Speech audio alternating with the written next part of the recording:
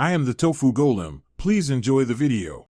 In this video, I will explain how to set up your Huawei Watch GT3. First, ensure your watch is fully charged. This usually takes about 1 to 2 hours for a complete charge. While it's charging, download the Huawei Health app from your phone's app store. Once charged, power on your watch by pressing and holding the up button for a few seconds until the Huawei logo appears. Now open the Huawei Health app on your smartphone. Go to the Devices tab and tap Add Device. Select smartwatches from the list, then find and choose Huawei Watch GT3. Your phone will search for the watch. Once found, a pairing request will appear on both your phone and watch. Confirm the request on both devices to establish the connection.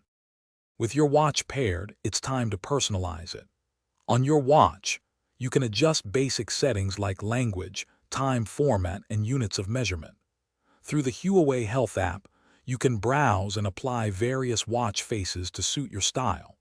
Also, remember to enable key health monitoring features such as continuous heart rate tracking and SpO2 measurements for comprehensive health insights. To get the most out of your Huawei Watch GT3, ensure your phone's Bluetooth is always on for seamless data synchronization. This allows your activity, sleep, and health data to transfer to the app.